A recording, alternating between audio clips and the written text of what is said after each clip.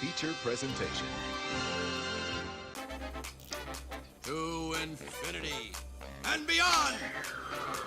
My name's Bond. James Bond. That'll do, pig. Bad boys, what you gonna do? Show you with the box. Who's in the box? Ew! Get off of me! F.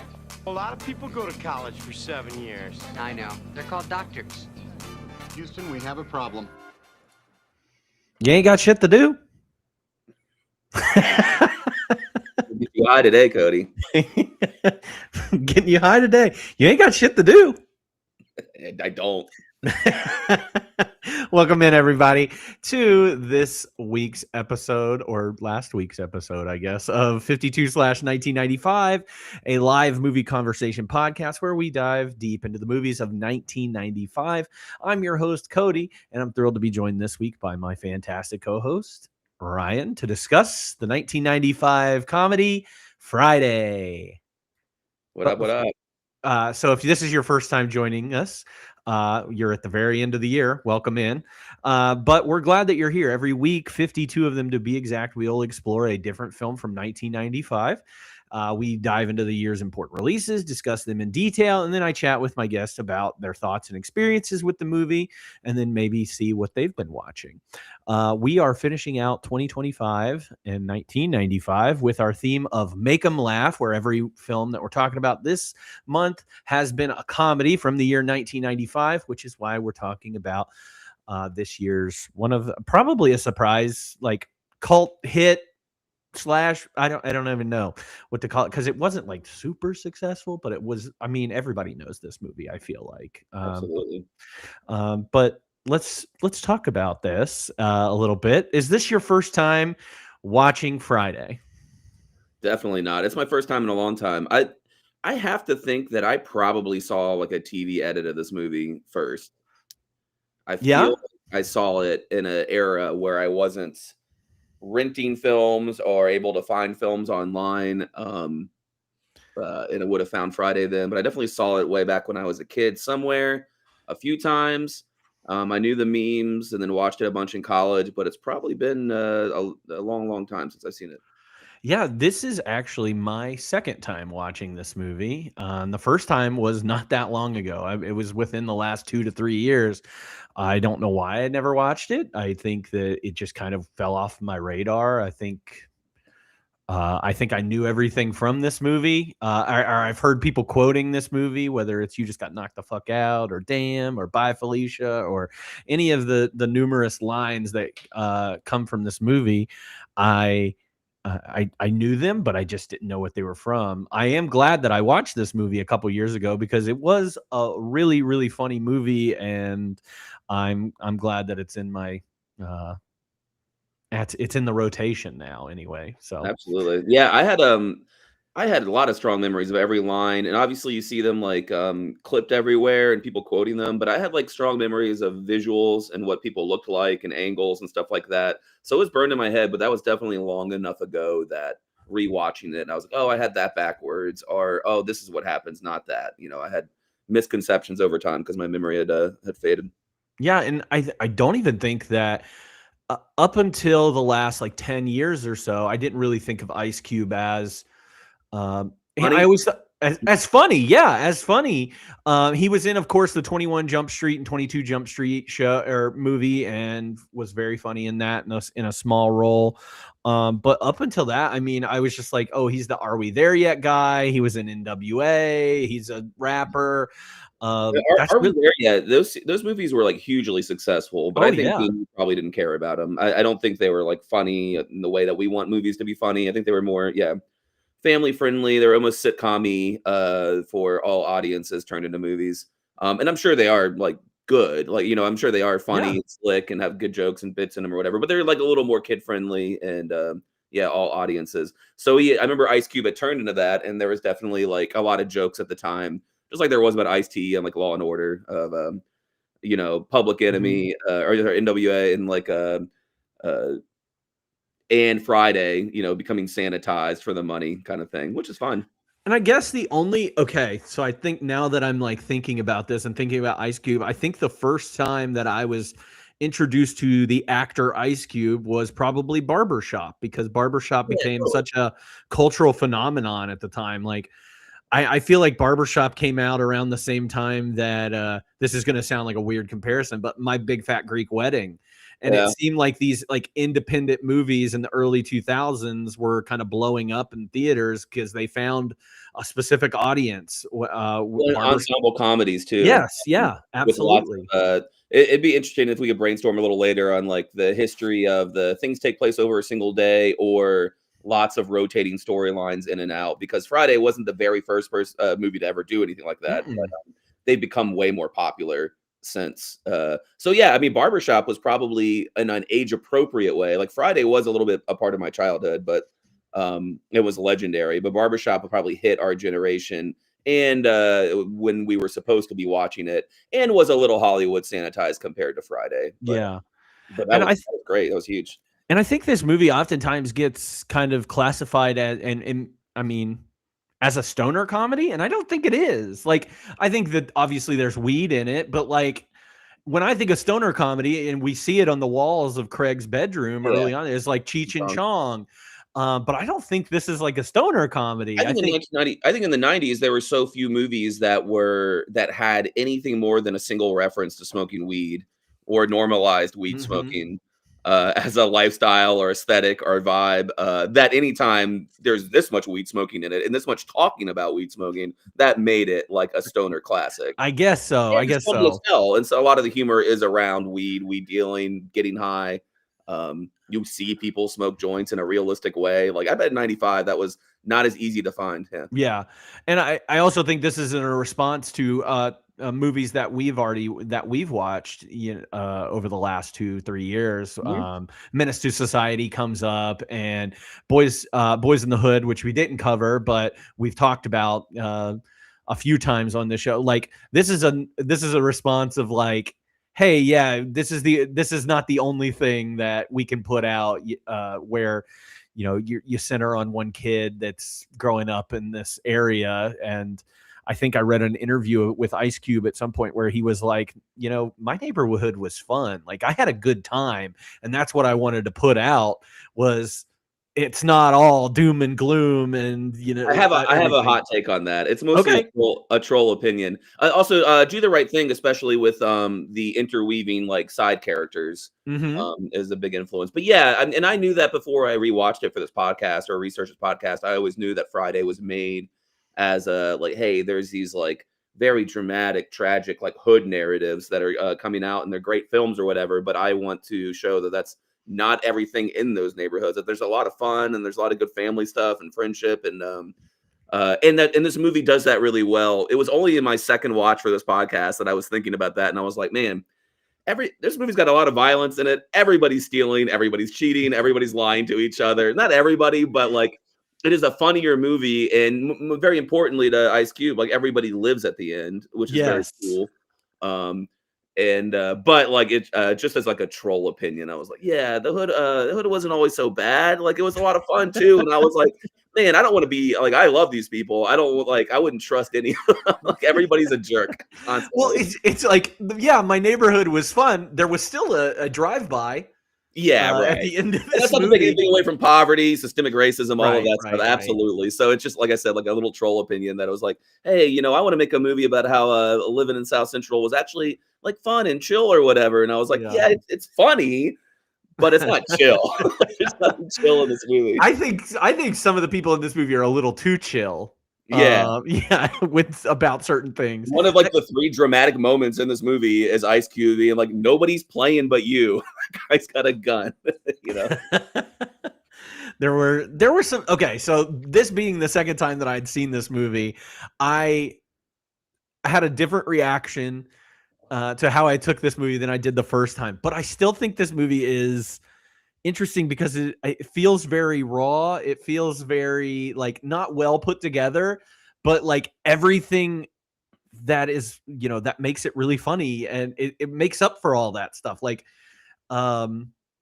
we might talk about this at the end, but like Kevin Smith comes to mind whenever watching this movie a little bit. It's like, yeah, there are parts of this movie that don't always work. Yeah, somebody just said like it reminds her of Clerks a little bit. Like it's really good, and in those moments, it's genius almost. And then there's just a little nitpicky. Yeah. If I sat there and nitpicked this movie, I could destroy it, but like I don't want to because it's very charming and funny. Oh, absolutely. And this is like an indie production from a first-time screenwriter. And, like everybody involved is pretty new, and it is pretty like shoestring in the way that it's shot. So there's a lot of creative genius that is shining through. And I think polishes over and like spackles over any of the cracks in it.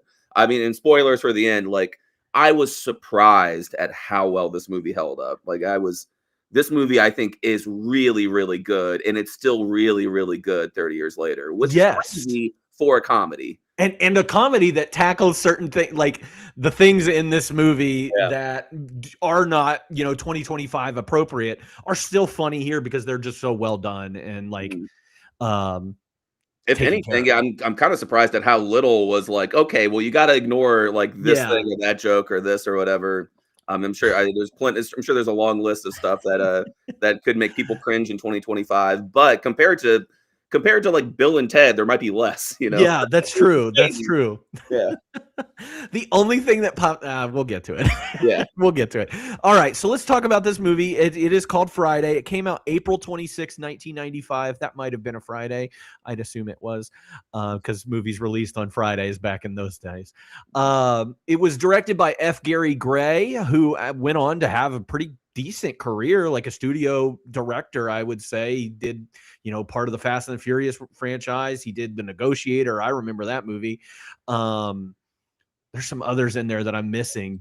Compton got a lot of Oscar buzz. That's true. It makes sense with the Ice Cube connection.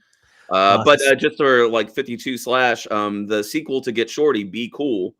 Oh, he did Be Cool? Directed by F. Gary Gray, which I didn't pay attention when I was watching that for the podcast, but now looking back, I was like, oh, this is the same guy. That's crazy. He did a 1996 movie, Set It Off, that may or may not make an appearance next year.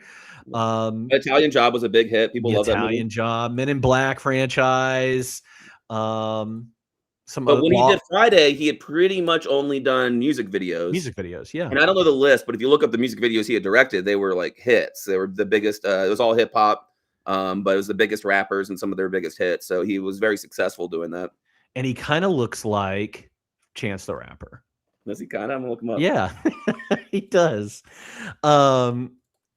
Yeah, look up a picture. Oh, I see it. Yeah, he kind of looks like Chance. Just put him in a hat, and that's Chance the Rapper. This movie was written by Ice Cube and DJ Pooh, which is a name of a rapper that was friends with Ice Cube, grew up with Ice Cube. This cast includes Ice Cube as Craig Jones, Chris Tucker as Smokey, Nia Long as Debbie, Tiny Zeus Lister Jr. as Debo, Anna Maria Horsford as Betty Jones, Regina King's here as Dana Jones, Paula J. Walker as Joy, John Witherspoon as Willie Jones. We've also got appearances by Bernie Mac, Faison Love, DJ Pooh, Megan Good, who went on to be in some My Cousin Skeeter, that Nickelodeon show. She's in here as a little kid. Michael Clark Duncan is. I did not recognize him. He has. Oh, I didn't know he was in. I would never have paid attention, and I read that in my second watch. I saw him, and it looked like a Michael Clark Duncan to me. Did it? I could. Yeah. I knew he was in here somewhere, and I didn't see it. But uncredited, and maybe his first movie. Mm-hmm. Yeah. But the synopsis for this movie, if you haven't watched it, you should. But it's Friday, and Craig Jones has just gotten fired for stealing cardboard boxes.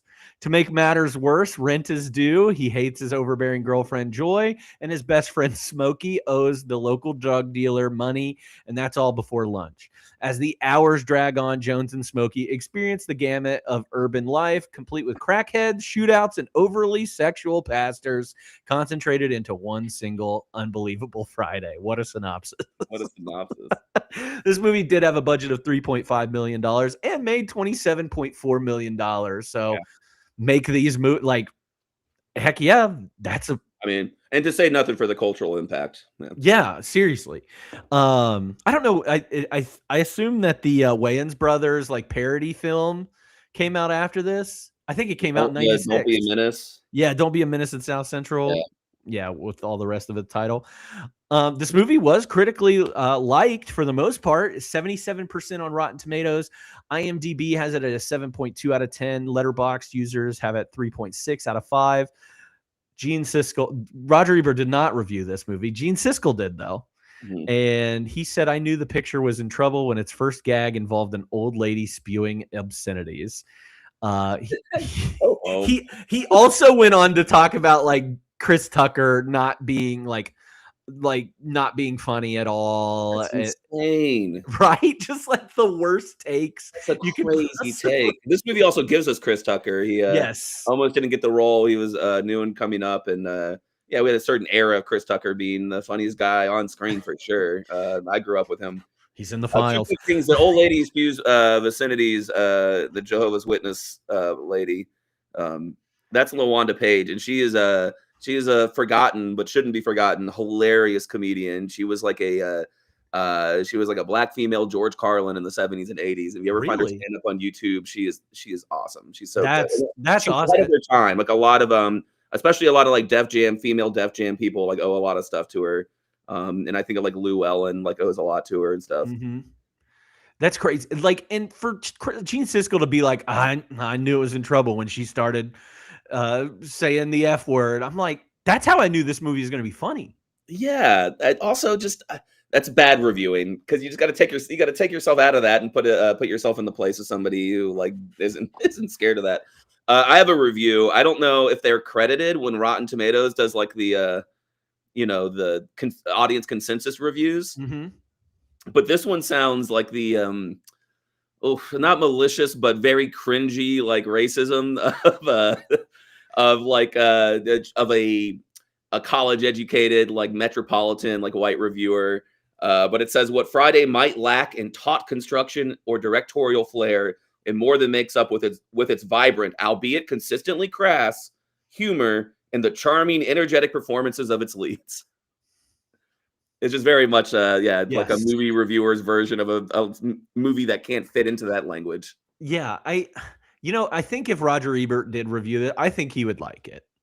I think he'd give it at least a 3. I think so too. He gets it, you know. He does. Roger gets it. Desson Howe, who we often credit, he usually hates every movie that Roger Ebert does, but he likes this movie. He said Friday, a comedy starring Ice Cube and Chris Tucker, is dirty, offensive, infantile, and may launch a few sanctimonious opinion columns, and I mean that in the nicest way.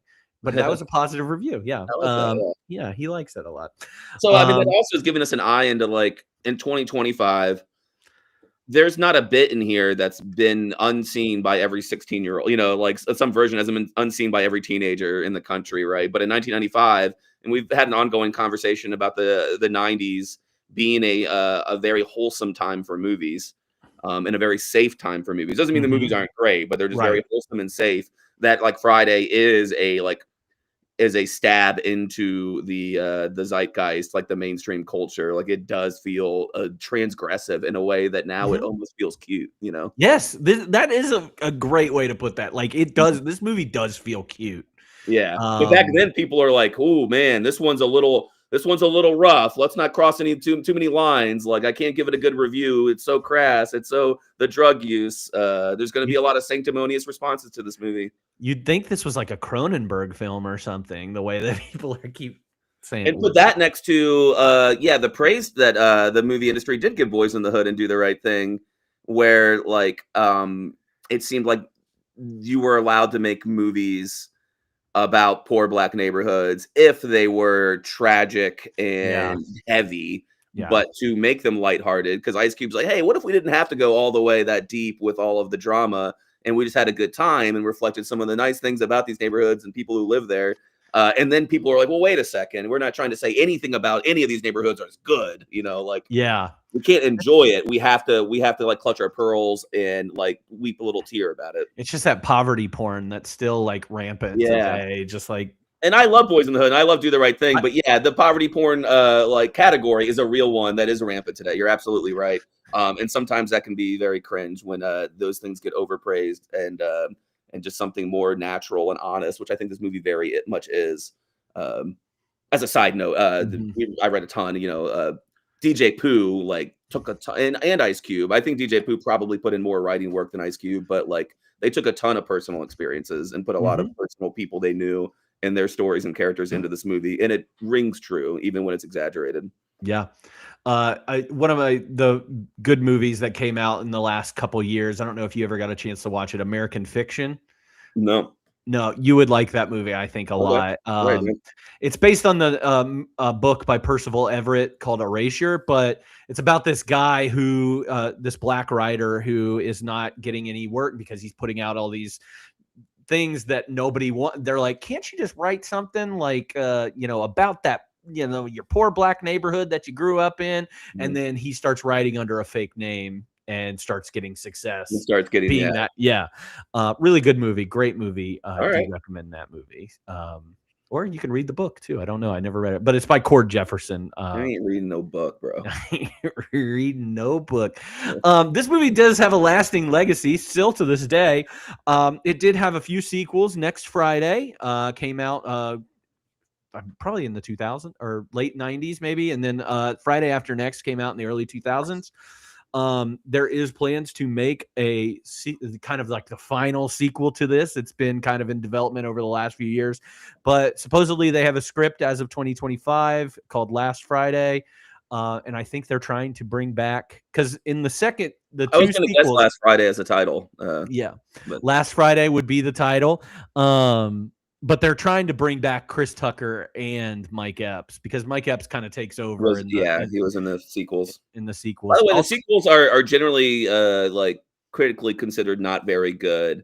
But if I remember, people like them, or young people like them. Like they were fun to watch. So even if they like really didn't have the juice that Friday had, I don't think that people were like, oh, that was boring. Oh, that was so bad. They were more like, it's not the original, but man, I'm happy to be here again with these people and this vibe. Yeah, I think I remember probably clips from those movies just based on John Witherspoon. Witherspoon's character, like people love Willie and think that he's amazing, and we got to talk a lot about John Witherspoon. He's so good. He's so good. There was also a Friday the animated series came out in 2007. I never saw that. Would be interested in looking that up though, which is kind of funny. Curiosity. I want to see what it looked like, what it sounded like, what the jokes were. I just wonder if like Clerks, if it's like the Clerks animated show, like that kind of which was almost worth watching, but not quite. Not quite. Oh man, I remember being in high school and somebody trying to convince me that was the best cartoon. I think if you're like usually a dude of a certain age and you're really into Kevin Smith, then you can stomach the Clerks animated series, and there's some good stuff there. But I think going back, you're like, no. Yeah, no. All right, so let's get into our movie discussion and let's talk about some of the standout scenes that really make this film memorable. Yeah. I just had a thought I need to say right now. Yes. I think Friday's significantly better than Mallrats, which we covered this year. I agree. It's a better movie. The jokes stand up better. It's a better movie. I think obviously if you were lived in a certain neighborhood and you were a certain kind of kid, obviously based on race or whatever, like those jokes would hit differently. But having rewatched them both this year and loved them both from when I was younger, like Friday holds up way better in comedy and as a fun movie to watch, like just smoothness or whatever, than Mallrats did. I think I laughed out loud way more in Friday than I did with Mallrats.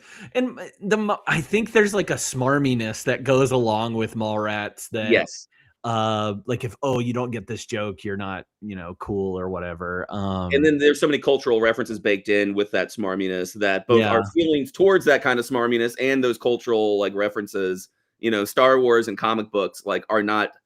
You weren't like, oh, thank God there's a movie that sees me anymore. Now it's like, well, everybody, please shut up about it. My grandma was talking about him this Christmas. You know, like. That's why I think that Clerks is a better like comparison to this movie than a Mallrats would be, even if they are, people feel more real. They feel very stuck in that, in like Quick Check, whatever it's called, Quickie Stop. Quick Stop, yeah. So, so scenes in this movie, I kind of had trouble with this a little bit because there are so many like really quick like sections of this movie that all take place in a broader thing. Like Craig just waking up for the day and us seeing all the different individuals in his life as he's waking up and getting his bowl of cereal ready and Like, it'd be cool to see an edit that was like Craig and Smokey and Worms and Debo's story, and it'd be about 30 minutes, 40 minutes maybe. And the big chunk of this movie are like, B through J plots that are intertwined throughout, which is really nice. It's really good for a comedy. It's really good for a setting comedy, which this is. Like, this is a setting of this block, this street, this neighborhood, this time. And so you need the big cast of characters to like flesh it out. And because of that, you get like little tiny stories that are fun throughout, like the kid knocking over the trash cans on the bike, the little kid, right? You get like 4 things in that story. You get like like 3 acts of that story. But you get them in like 60-second clips, like scattered in between other scenes. I'd be curious to go back and like time each, like the amount of time that they were just sitting down. Yeah.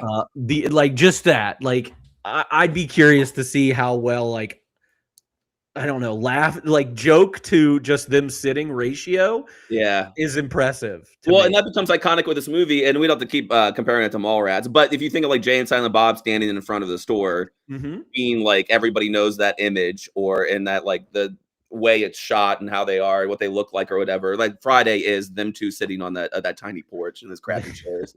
Man, that sounds like the kind of job that I would want to act in, where I'm just sitting there for hours on end and just, all right, scene. Let's do the scene. No, but I the first thing I had was just him literally waking up that day. We learn a lot in this, like that he got fired on his day off. He doesn't have a job. His dad is this dog catcher that's making all this money for the family. There's no food in the refrigerator. His sister is it's true, like brother sister fashion, like. They don't like each other. You meet Felicia real fast. You kind of meet his girlfriend real fast. Yes, Joy on the phone. His mom, whom I love. Like, I love that lady. She's wonderful. I've seen her only in a couple other things, but she's so good. I think she is like subtly funny. She's so funny. That's Anna Maria Harsford. Yeah, she was great. The only movie I can remember her from was a movie with Greg Kinnear that Gary Marshall made called Dear God, where she works in the dead letter office of a post office, like the people that write to Santa and Elvis. Oh, that's funny. Yeah. She's less important than the dad is, than John Witherspoon is in this movie, but she gets moments too where she gets to show like 3-dimensional aspects of her character, being very sweet, being very sassy to her son, being like going to work, being fake kind to the neighbor, then be talking shit about the neighbor, being able to laugh with her kids about some things, but then be annoyed by them. She, in the little bit that she gets in this movie, she gets to do a lot of work, which is nice. Yeah. I think she was the Wayans Brothers show. I think she was on the Wayans Brothers show whenever it was on TV.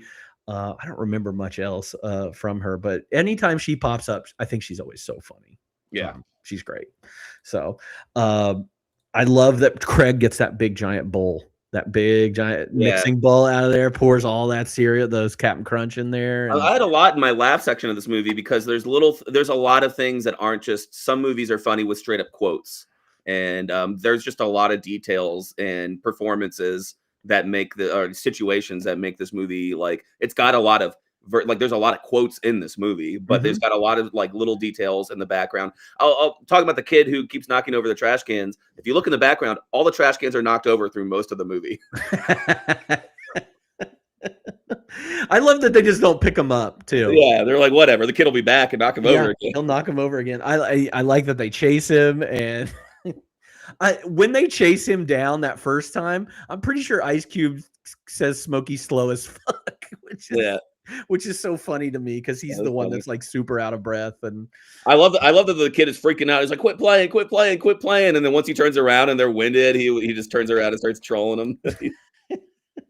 It's so good. What do we get with Smokey? We get Smokey popping in his window early in the morning, and Craig pulling a gun on him. We got some Chekhov early in this. We really do. The anti-Chekhov, the gun's never fired. That is true. It's the anti-Chekhov. I like that. The bait and switch there. I love like the little details in this, like Craig's sister, what's her name? Regina King, our one Oscar winner from this cast here. Dana, yeah, like Dana, like sleeping on her hand Like it comes with the like little things like that, so she doesn't mess up her hair or anything. I love that about this movie. No, it's good. You get everything within that first like 10, 15 minutes. You get a lot there, and throughout the movie, you get a lot of good, like family trolling each other, and everybody gets their moment of revenge. Like everybody gets to win a bit, which I do like about the family dynamic. Even when Ice Cube puts the ice cube and like into his dad's drink, yeah, it's not the best joke, but I mean, I didn't even think about it until I was reading stuff later, and I go, "Oh yeah, duh." When he breaks the fourth wall, looks at the camera. Yeah, that's a pretty bad joke. Yeah, but he gets back at his dad a little bit, which is nice. What else? What do you got written down? Well, then we got a big Smokey and Craig section. Not much happens there. You get the flash. There's a black and white flashback that shows like Debo, Robin, Red, and hitting him. And that like introduces those characters. And they go over to Smokey's house to smoke, I guess. But then I think the next scene, which isn't an important one, but you get to meet, I think, my favorite neighborhood character, Ezal. Yes, Ezal. Yes. So the whole sequence with him in the store, he's very funny. As him in the store is the next scene I had written down. But he's just the guy who runs around and is constantly begging for money or trying to rob like nickel and dime here or there, or promise people things in exchange for money and get them back. Tries to do a slip and fall in the store. And the janitor, the guy that's wiping up the floor, that's the director, F. Gary Gray. I love that it says like black owned, and then you have the Asian guy pop up. That's a good bit, yeah. Wearing the beanie. I laughed really hard at that. That was funny.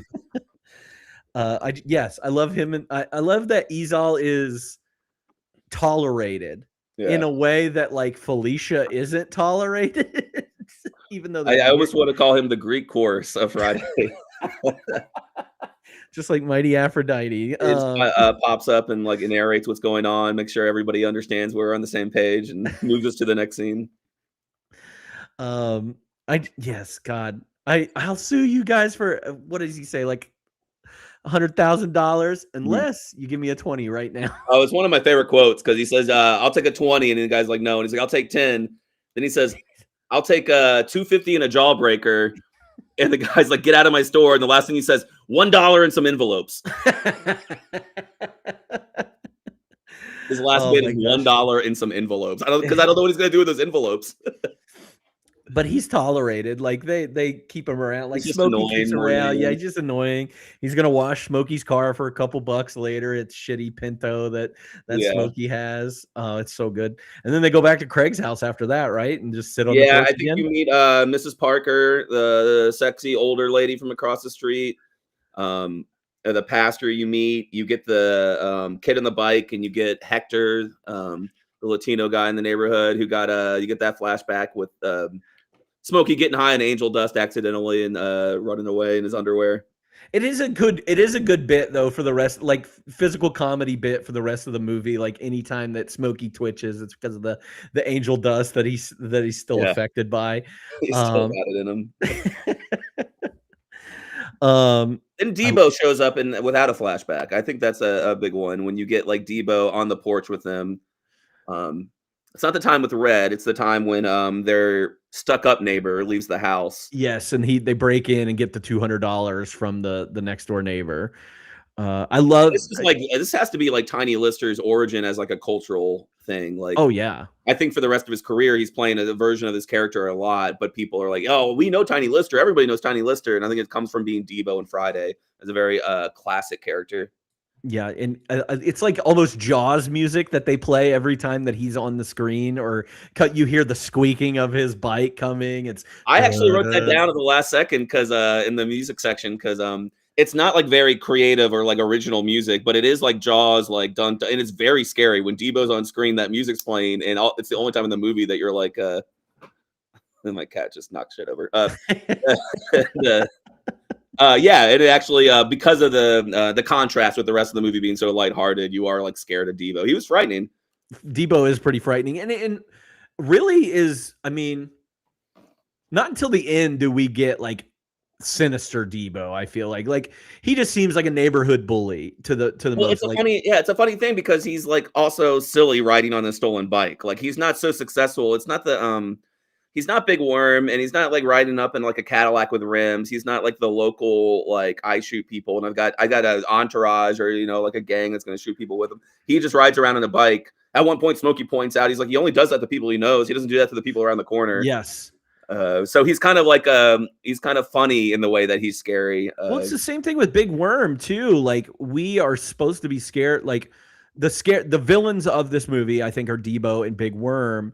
And Big Worm comes off comical too. He's got curlers in his hair. He's got the Jerry curl. He's a freaking ice cream man that comes down the ice cream truck, which is like iconic from this movie. The drug dealer that drives an ice cream truck and is mean to the kids because he's just trying to deal drugs anyway. Yes, like and so they're a comedy thing until they're not. Later. Well, I had read that there was a bunch of synopses that made the mistake of saying like that the plot is that they owe money to Debo.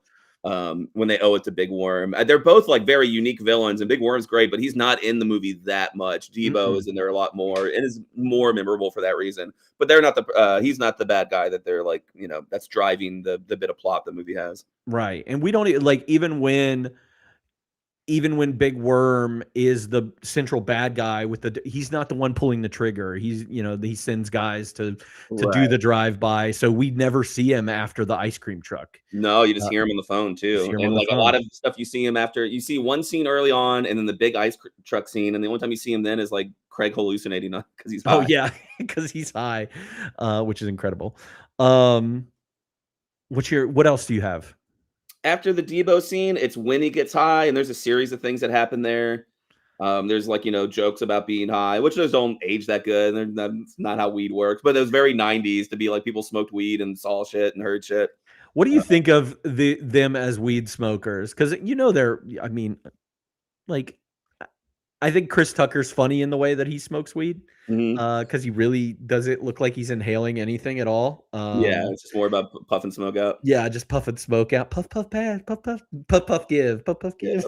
You're fucking up the rotation. Well, also, there may be some truth to that in the sense of being like a morning to night like smoker. That like you don't like say, hey, it's time for me to smoke. I'm inhaling as much of this weed as possible for fun or like self-medication. Like he doesn't have to inhale because he's getting enough all day long. Yeah, he's, like, maintaining a high. But I also like the detail that Craig doesn't smoke. Yes, I don't know why. It just makes it more interesting that like, and I think is maybe that was a decision that they were like, hey, let's show a little more friendly and realistic version of the hood that like, there's like young men who don't smoke or maybe they drink for fun or whatever, but they just don't smoke weed for whatever reason. They don't want to charge or, so it was just a more realistic thing instead of the Cheech and Chong thing, Cheech and Chong like take of like, no, these are going to be two of the biggest potheads ever. And that's, if it's a stoner comedy, it's got to be that, Yeah, and then we get the like you just said about the hallucination scene after he smoked weed. Him also interacting with Debbie after this and like struggling to play it cool, and which is very cute. That's a very well done scene. It is very well done, but again, like there are parts of this where I'm like, either like why is she attracted to Craig like at all? I think it's because he's hot. He does have one moment where he kind of like nails something. I'm like, all right. The one time he's like rizzed up is when he's like, because it's clearly like a joke. He's like, oh, did he grab you like this or did he grab you like that? She's clearly into it, even though he like puts his arms around her. She's like, oh, stop, and he doesn't stop her. She's like, oh, I think it was the first one, but she giggles about it. So she likes it. That's the one time I thought that he actually had game. Yeah, he definitely rizzed her up there. Is this the first time we see him knee along or? I don't know, but man, she lives rent free in my head from a million things. I am Alyssa. I was watching it with Alyssa, and Alyssa's like, "Why do I know her?" And then I said, "Well, she was on Fresh Prince of Bel-Air," and that immediately clicked with her because I'm pretty sure a while. That was Will's girlfriend, right? Yes, it's the one episode that I will always remember is when he finds out that she's wearing a wig. It's like the earthquake episode where they're like trapped in a room together and she like takes off. He's like, I bet your nails are fake too. And she like takes off her nails and everything. That's right. She's Lisa. Cause you can hear them Like it's iconic for him to be like Lisa, like screaming Lisa after she like walks out on him. Yes. So that's what I mean. I knew her from originally. It's just devastatingly gorgeous. Yeah. It's beautiful. That smile is beautiful. She's so pretty. So yeah, she's a really good character for having a moral center, but also being in a movie full of clowns, like a circus movie. Yeah. And then I think she goes on to play Ice Cube's. Is she Ice Cube's wife in the Are We There Yet movie? Are We There Yet series? Yeah. So it works. And who knows? It's one of those things. Sometimes I'll see actors and be like, "What do I know them from?" And it'll be from the '90s, and then I'll look them up and I don't see a lot, and I'm like, "Oh, they just showed up for an episode or two in 1,000 TV shows I watched." Yes. Yeah. Got that. Them getting high. Also the introduction of like the Rita thing, where she's got a friend, Debbie's got a friend to hook up with Smokey. Smokey's on the phone, just like, "What do you look like?" And she describes herself as like Janet Jackson, and which comes to play later when she shows up. It looks different. Yeah, this is which might be like catfished, I guess, but he also deserves it, which kind of makes it fine. But yeah, some of the body jokes or whatever are a bit cringe in 2025. I think in the context of the movie, I don't have the time to be annoyed or offended by them, but and also the context of Smokey's character. Yeah, I was gonna say that might be the worst part of this movie is Smokey being mean to Rita. Yeah, and but I mean, she doesn't seem. Yeah, she's big boned. That was a classic. Well, even the mom gets in on it. Oh yeah, everybody gets in. Everybody. Smokey's hooking up with, and she's like, "She's big," and the mom's not a small woman. No. I'm joking. But when it adds up together, when she's like takes off the wig and but she's like saying, like, Smokey has a reaction like, "Oh my god," when she like takes off her wig later to scratch her head, and he's both reacting to her taking off her hair, but also what she's saying. I forget what she's saying. You can't even tell which one he's like horrified by. I love in that scene though where she's like, "You said we're gonna hook up." He's like, "We are gonna hook up, but not at my house." Yes. It does, like, it's not nice, but it is like Chris Tucker makes it funny where he's like, "Yes, I will call you, but you can't come here. If you come here, I will not call you." Which is a trope we see. We've seen in other movies where it's like, I mean, heck, it's in Little Rascals. I'm not ashamed of you. I just don't want to be seen with you. Like, the bit's unfortunate, but it's definitely not the first or the worst version of it in the 90s, So then I have the next two things are like the end of the movie that I have. We got the worm scene, and then you got the worm scene showing up in the ice cream truck and kind of putting the plot on track of like everything comes back to the Little Rascals. It's incredible. And he also like puts the plot back on track by being like, "I'm coming tonight. Here's a deadline. The end of Friday. I'm gonna kill you. I'm gonna kill you, and I'm gonna kill Craig if you don't have my money." And so the rest of the like vignette bits have to do with them trying to get that money. But right after that is when you get the like one emotional scene in the movie, which is clearly, it's clearly like a parody / take on the Furious scene in Boys in the Hood, right? Where he has that talk with Trey about guns and what it means to be a man. And they actually do a pretty good version of it. Like John Witherspoon does a really good version. The script, I think, is really good about, as much as like there's difficulties in being like, I kind of understand it. Sometimes if I want to mouth out off in public or somebody deserves it, I'm like, I can't do that. That person's going to shoot me. Mm-hmm. I can handle getting the tooth knocked loose, but like, I just don't want to get shot. So, and everybody's shooting everybody, it feels like. So yeah, there may be some false nostalgia and some problematic issues with like male violence in the past, but it used to just get your ass kicked and then be able to like walk away from it. But now it feels worse. And so this movie's referencing that with the John Witherspoon speech. Are you a man with that gun? No, I'm a man without it. It's like, this is what it takes to be a man. Yeah. Yeah. I think after this point in the movie too, we get like you said, they're trying to get the $200, which doesn't seem like a lot of money in the grand scheme of things. No, like $200 is a lot of money. I would love $200 right now. They are broke. But I put it like air quotes around them trying, because they really do not try that hard to do anything. In fact, like, most of the time Smokey refuses to sell any of the weed that he has to make the $200. Like, the thing he was given the weed to do, he will not do because he just wants to smoke it. Yeah, right. And he feels like he's not. That's especially good. Like, it does show Smokey to be like spineless frequently throughout the movie, which I like. Because in a lot of ways, like, adolescent boys are probably think these are the coolest guys in the world. They like miss the point of the movie. But the point of the movie is that Craig's kind of a bum, but he's probably going to get his shit together. But like Smokey, like, as cool as he may be, he will run away immediately. He will just sit there and let himself get killed rather than like, do anything he doesn't want to do to fix it. I don't think it's like a moral lesson of the movie. No. But I think it's good that the character is that way. Like, he can be hilarious and likable. But it's cool that he also is the character is thorough in what a guy like Smokey is like, But I feel like they don't really do much other than ask people, hey, you got $200, and that's it. That's pretty much all they do. That's it. And Craig does most of the work. A guy who's not even supposed to be like, I'm not even supposed to be there today. Who's just involved by association with Smokey, and he's the one that's doing all the asking. He asks every member of his family, "Can I have $200?" And they all just say no to him. His sister's like, "I guess you're gonna die then." Yeah, he actually like tells his sister the stakes, and she's like, "I don't care. Go get shot." Which is crazy. But I kind of liked it. I thought it was super funny. What was I going to say? And I also kind of felt the emotional weight of the movie a little bit in the sense of like being 20 years old, 21, however old they are, right? Like, and having a friend like Smokey, and he's a friend that you want to have. Craig's choosing to hang out with him instead of anybody else on the block, right?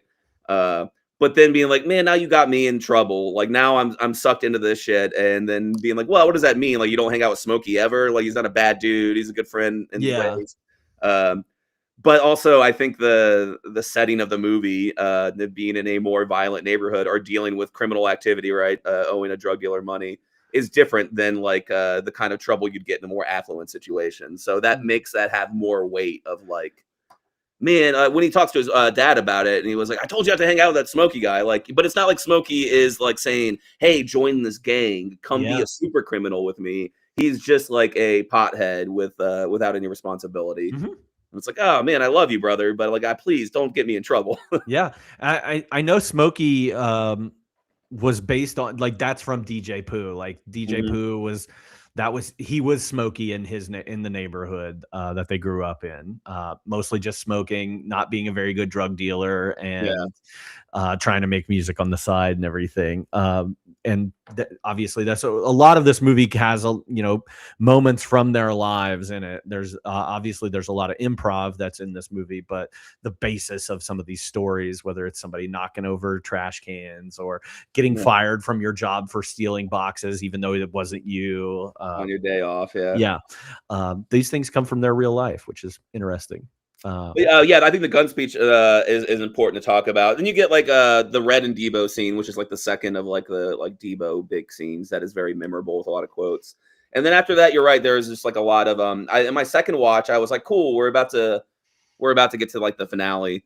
But there's a lot of little things in there that aren't quite as good as the stuff earlier in the movie. Sneaking into Debo's room when Rita shows up, the bike kid again.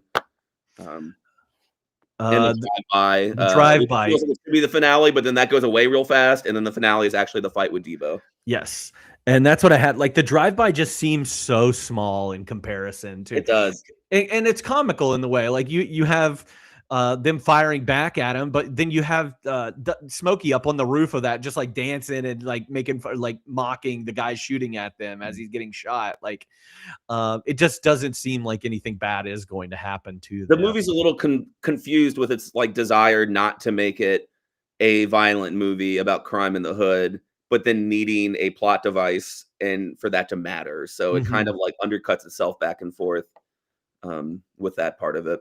Yeah, which is that might be my only problem with this movie. I agree. I don't want to lose Big Worm because he's funny, but I mean, he could be lost. And if you just made the plot about owing Debo money, or he's going to do something violent that's not killing you, like he's going to break your legs, or he's going to, give you a scar or something like that. Like, it's fucked up, no doubt about it. But then you could focus on Debo as the villain, still have the same finale, and you don't have to have the gun violence, organized crime, and then do that a disservice, which I think they do. Yeah, I think that you could have easily done exactly what you said. I mean, even with Debo and Smokey sneaking into the neighbor's room, like he's saying, "Oh yeah, we got $200," and Debo's like, "I got $200." Yeah, like you owe me $200 still. We talked about it. Debo's funny and he's scary. Like he's a good scary villain. So like somehow make the plot about him on a smaller scale, not owing a drug dealer money, I think would probably be better. Yeah, but you need Faison Love. He's funny. He's so funny though. I don't want to lose him. Yeah. Yeah. And then we get Craig versus Debo at the end, and like their fight, and Craig actually, listening to his father, even though he pulls a gun on Debo during their fight after Felicia shows up, beaten up because of something that Smokey did earlier in the movie. Yeah, right. And then Nia Long's character, Debbie, gets in his face, and then she gets punched by Debo. And that's when Craig stands up. Very cool. And Craig says, "That's a female." Yeah. Hey man, that's a female. That's a female. Which might be the worst line, but yeah, I don't know. In 2025 context, he pulls her up and was like, "You hit on my sister like she was a man." Yeah, I was like, "Oh yeah, I get it." Like, definitely violence against women is really bad. But also, like, I don't know if Debo was dating your brother. Could he have hit her like that? Like, I don't know. It's wild. But then we get this extended fight scene with Craig and Debo. They're hitting each other. I mean, Debo's just kicking the shit out of Craig, and Craig finds a 2x4 at some point and kind of gets an edge over Debo. And it's not a bad fight scene. It's kind of funny though. It's funny though that it's like he pulls out the knife. I'm not trying to fight you. Debo's like, "Fine, I got rid of the knife." Then Craig pulls out a gun. And then he's like, "Okay, I guess I won't use the gun because I'm a man and I use my fist like my dad taught me." And then he's like, "But then I'm going to find every like WWE tool I can." It did feel like it felt, I mean, with this match, like, I mean, Ice Cube's like a kind of built dude or whatever. And he's not small, but Debo's obviously huge. Yeah. So, I mean, it's not important. It doesn't ruin anything, but it's just kind of funny that it was like, I got to fight him like a man. Now he doesn't have his knife. I'm brave enough to do that. Now that I love my gun, I'm a real man. Let me get this 2x4. Let me get this trash can and just use it on him. And he eventually gets the better of Debo, and in front of the whole neighborhood, because they've all come out because of the drive-by shooting that we have. And so everybody gets to witness the bully get his in this neighborhood, and they're going to wake up the next day, and Craig's going to be the big winner of this fight because Debo's been conquered and nobody takes Debo seriously anymore, supposedly. I don't think that's the way it works after a fight. Yeah, we'll get to that a little later, I think. Yeah, I have something to say about that. And then, we get to the end of the movie with this where he gets his job back. Smokey gets the $200 and has a conversation with Big Worm on the phone. I think Joy and they break up. Yeah. There's a little sweet scene. Yeah, Debbie's like, "Hey, why don't you call me tomorrow?" Like, yeah, which I do think is like earned. It's like, hey, it's not just like that you're violent in a way, but it was like you stood up for me, you stood up for my sister, and now if I was like, I thought you were cute, but you're also kind of a loser that hangs out with Smokey. Now it's like, oh, I see something more in you that's dedicated, risk taking, that kind of thing. Yeah, just a normal Friday for them. Just another Friday. Just another Friday. All right, who is your favorite character, or was there a scene stealer that or both? Favorite character is Smokey. Yeah. He's great. He is great. I mean, Chris Tucker is the reason that we like all of the movies that Chris Tucker's ever in, whether it's Rush Hour, Fifth Element. Like, he just brings something to a movie, like the energy to this movie, that he's annoying but lovable at the same time. Yeah. And I didn't plan this. I didn't plan this when we logged onto this podcast. I don't know why I'm doing that, but I believe it with my heart. Portraying my suburban, my background, my race, my pothead roots or whatever, like a million times more funny than Jason Mewes. Like a million times. Yes. Yeah. So much. By far. Like, if you think of like pothead comedies from 1995 or like, from the universe, way, way better. Yeah. That Jason Mewes is not a good actor. at No. all. He was always just Kevin Smith's dumb friend, but yes. But no, Chris Tucker is great in this and earns the future career that he has. He's in the files. I'm gonna keep saying that he's in the files. Yeah. Oh, that's right. Yeah, I forgot. You didn't know there's gonna be cameras there. Yeah. And our president's trying to get him Rush Hour 4 off the ground. We I hope laugh. that's what happens. Oh my God. I hope that it does happen because of him. Yeah, Smokey's the best. Chris Tucker's amazing in this movie. And Yeah, I think he's funny. the best character. I had Izal as my scene stealer though. Yeah, I mean, I thought about it. I think he, like, the little that he shows up in this movie, and like you said, like the Greek chorus, like he's just around always, and always has something to add to a situation, whether it's at the end whenever he gives the knife back to Debo, or whenever Well, he gets a little like high roaded too. At the he gets to be hero at the end. He's like, I steal, I don't kill. yes, Like, you're the asshole. I'm not the asshole. By the way, he steals most movies, especially like 90s low budget comedies, like low humor comedies, would have just left it at what's her face and Tony Cox, like when they get in a fight and all the clothes are on the front lawn, but then Izal comes out of nowhere and starts stealing some of the clothes, even though they're clearly all like women's clothes. He's like, I don't know, I can do something with this. Yeah, I can find something to do with these. When Smokey's taking a shit at the side of his house, I love that part. Yeah. I'm not going to tell anybody else. Yeah. Also, I'll clean that up for you for $2. $2. $2. All right. Favorite quotes from this movie. There are a lot of quotes in this. I only There are a wrote lot of down a quotes. few, but you go ahead. Let's see what we got here. This is a very small one. And it's not even performed like a joke. I just never heard this turn of phrase before. But when Craig tells Smokey that he better get his ass off his shoulders, said you better get your ass off your shoulders and make that money. Never heard that. I never heard that either. When we were talking about Smokey and Debo's interactions earlier, Smokey has this line, and I laughed really hard at it. He's like, I got mind control over Debo. He'd be like, shut the fuck up. I be quiet. But when he leave, I be talking again. I think it's one of the best jokes in the movie. His delivery is so good. It is so funny. I love that one. That's just the best. Speaking of Izal, when he says, Smokey, buy me a 40 ounce for my birthday, and Smokey goes, today your birthday? And he goes, what's today? I had two Izal quotes. When he does do the slip and fall thing, he's like, oh my God, I'm hurt. My neck, my back, my neck and my back. I just love it. I won 150,000, but we can settle out of court right now for $20. $20. Smokey to Felicia. She says, all right, remember that. He goes, remember it? Write it down. Take a picture. I don't give a fuck. Let's see. What else do I have? Izal saying, Smokey, you know I ain't the smartest man in the world, but back here, it looks like you're taking a shit. I love that quote just because he doesn't have to say I'm not the smartest man. Yeah, it has nothing to do with it. Nothing at all. Yeah. I like when Craig says, what I'm tripping on is how you going to sell bud when you smoke it. And Smokey goes, I don't know. That's my only problem. Let's see. What do I got? Oh, Mr. Jones or Willie, boy, bring your ass up in here. What you talking about? You wait till I come out. I smelled your shit for 22 years. Now you can smell mine for 5 minutes, which I think all of the bathroom scenes are. They're pretty great. good. Yeah.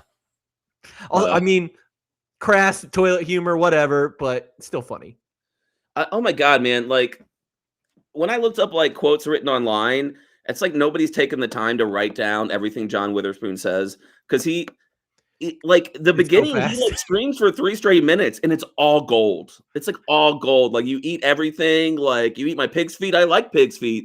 He's like, I gotta hide my grapes. You're gonna eat all my grapes. Like, but those are just like the rapid fire in the middle of an entire monologue of hilarity. Like I really wish I had the time to sit down and write out like a couple of his speeches that go on and on and on. They're so good. Oh, what did he say that he ate all of? It wasn't the pig's feet. There was something else in there.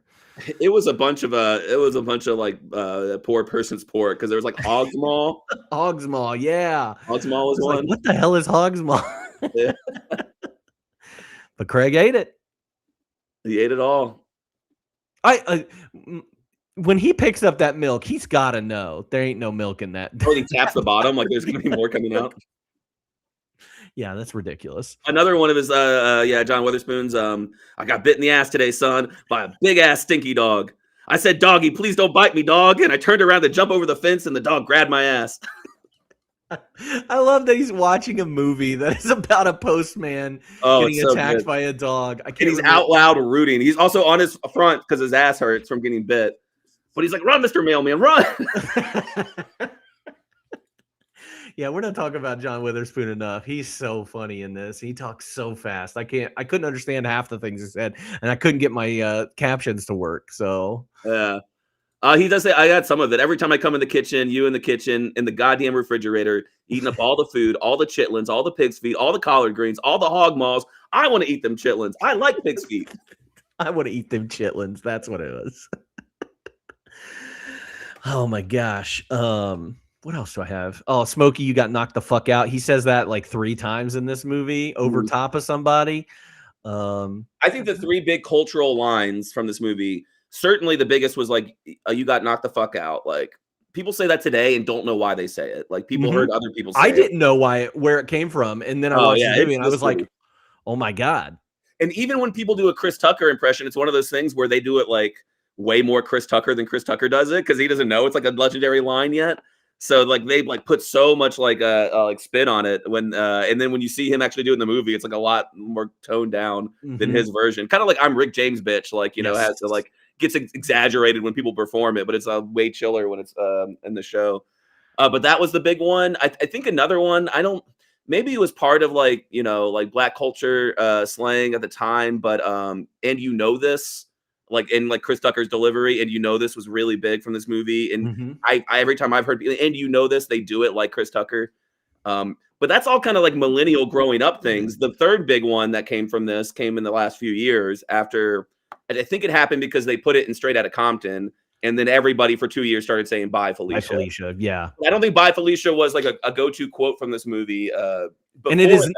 And it's not said in the way, like when people say "Bye, Felicia," they say it with like a big emphasis on like "Get the fuck out of here." Yeah, which is like, yeah. But he's doing a chill. He's just like "Bye, Felicia." Bye, Felicia. Yeah, it is not as so when it came up in this movie, I was like, that is not how I've heard that for all these years. But I think those are the 3 big ones. But it's funny because like I think "Bye, Felicia" being like the latest and smallest, but because of the just the way the internet works now, it may overshadow like "You got knocked the fuck out" over the long term because too many so many people like absorb and then like regurgitate "Bye, Felicia" through the internet than they ever did through watching the movie Friday before social media. There was something else that Willie Joe that the dad says like whenever he's sleeping or whatever, he's like, I'll take the special the 2-piece with the fries and extra hot sauce. It's one of the first lines in the movie. Yes. Oh man, he's great. Oh, I love when his mom. This is another thing. Like when his mom's like, "Now your dad, he's got game," and then he comes in there. He's like, nobody go in the bathroom for 35 to 45 minutes, and Ice Cube's character's like, "Game, huh?" Like. Yeah, that's what he's got. I got another one from him when he's on the toilet and he's like, "Why don't you be a dog catcher like me?" And he's like, "I don't even like dogs." Let me see what he says. It's so funny. He goes, "That's the beauty of it. I grab a dog and I choke him and I kick the shit out of him all day long. My foot up a dog's ass, just bang, bang, bang, bang up his ass. That's my pleasure." And to reference your name too, he's like, George Clinton was a dog catcher. Yeah, he starts singing Atomic Dog, I think it is. John Witherspoon, rest in peace. You're amazing. I guess spoilers. When we get to like best performance, I guess I have John Witherspoon for best performance. I had seen him do this character so much throughout my life that like in sitcoms or whatever, that it gets watered down. And so when you see him on like a different show still doing this character, you're like, yeah, John Witherspoon's great, whatever. But watching him in like Friday, like almost originated. I'm sure maybe his stand-up was like that. I'm sure he had these comedy chops like worked out. But it's so good, and he's so good, and every line is delivered with such like unique John Witherspoon flair that I was blown away by how funny and cool he is. There's something about the way his mouth moves as he's delivering his line that makes it even funnier. I don't know what it is. One of my laugh moments, because it's not a quote, is just when he just like smacks his lips and licks and like chews on his cheeks or whatever. He's just constantly doing that, and it makes everything so much better. Yes, and I think that it's probably from one of the other movies that he has something that he does with his mouth and lips where I can't even explain it. It's almost just like he's like fake. Like almost doing this with his lips that I remember vividly, and I cannot think where it is from. And he's got the look for this character. I mean, he's definitely like inheriting some Red Fox stuff going on here too. Yeah, he's amazing. But I do think that like if I saw his like most recent performance or whatever, or saw him on a show 10 years ago, he'd be doing this. I'm like, yeah, John Witherspoon. I know, I've seen it all before or whatever. But going back to the original, I'm like, yeah, you're a genius. It's so good. Other biggest are any other quotes or big we could transition to the next section. No, I mean, you said this was Indo, it smells like Alto. The Lord is my shepherd, he know what I want. And then this is gonna be the last one. No sugar, damn, y'all ain't never got two things that match. Either you got Kool-Aid, no sugar, peanut butter, no jelly, ham, no burger. Ham no burger is pretty great. Yeah. Biggest laugh, cry, scare, or thrill. I don't think there are really any scares or thrills in this movie. No, I mean, and like the only cry would be like the gun speech. But a lot of laughs. Hello. Catio. Yeah. She just threw up all over the table in front of me. So I've been staring at. I've been looking to the side, staring at that. I like when Debbie like accuses Craig of being high, and he goes, "What? I look high?" And he just out a bunch. Yeah, that's so strange. And then it's quiet for a second. He goes, "Do I still look high?"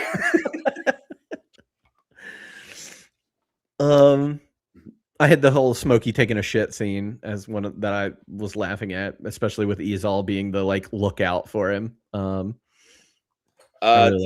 talked about a lot of them. I got three small ones though. When Red runs away crying and his hands are all, he runs away to his car with his hands. I forgot all about that. It made me laugh because that's like a joke from a different movie. That's almost like too silly for this movie, but it sticks out. I liked when I think if I heard it right in the flashback where Smokey does Angel Dust and he runs away very quickly. He said, "I woke up in Debo's pigeon coop." And there's a shot of him just in a pigeon coop with like chicken wire, like shaking in his underwear. And I just thought it was funny that there was a pigeon coop in town or like in the neighborhood that Debo had one. And then a very small detail I noticed in the second, when they're walking by and they see Miss Parker and she's hot and she's watering the lawn like it's she's being all sexy about it. She's watering a single flower. There's like one. There's nothing in the yard. It's like dirt around it, no grass, and she's like just chewing up the scene, watering that one flower. Oh man, Miss Parker. Most what the fuck ridiculous moments.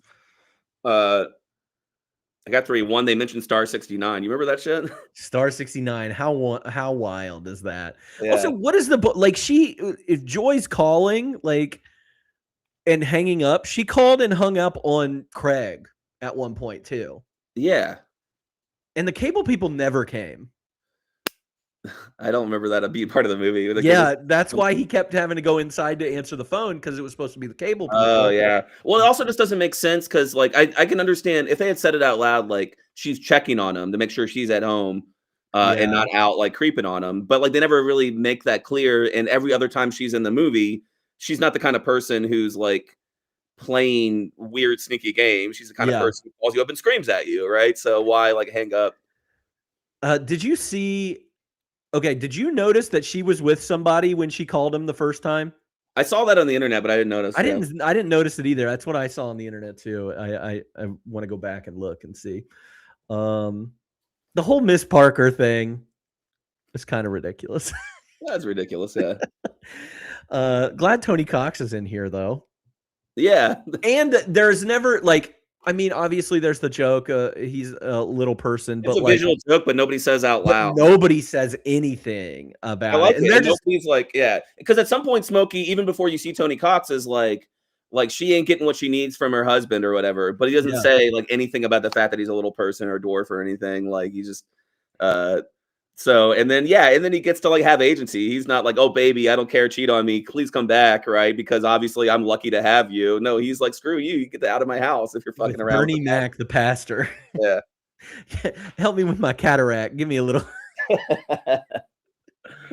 That's so funny. Sinny sin sin. That's what we call that weed.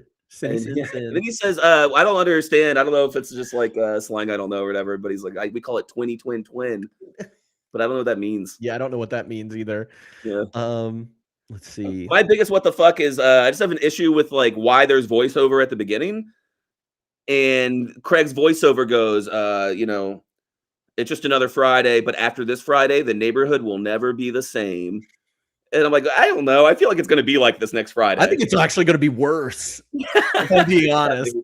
With you pulling a gun on somebody, I think it's going to be worse. So if I go back and rewatch next Friday, I assume the neighborhood's going to be completely different, right? It's going to be so different. No, the neighborhood's going to be the same. So it's just like a dumb thing to add a VO there because they have Smokey's line as VO, and then they have like a cool premise that's already there. They show the neighborhood, and then they show Craig waking up with the alarm clock going off. Like they don't need also a second like VO intro. And if they're going to do it, they don't need like him like saying something that's not true about the movie. Yeah, that's again like the worst part of this movie is some of like the polished stuff about it, like if the editing and things like that. I think it could have been some insecurity in making the movie. Yeah. And I think part of it is like we have this genius premise. It's just a normal Friday, but it's crazy and hilarious. And so then they're a little scared of that, so they pull back with little things like that, Yeah. The only other ridiculous thing I had was Debbie's treatment of her sister Felicia. Yeah. Because I don't really get it. Like she's a trip, and I'm like, she's a little more than a trip. She's a drug addict. Like she's well, do they ever say that she does drugs either? Because like she's presented and like just like unkempt, her hair's messed up, her clothes suck, and she's like young and like an attractive person. Like but she's clearly like she acts like a crack addict, but I don't think they ever say that she is. And it like Debbie just being like, oh yeah, she's just Felicia. And it was like, is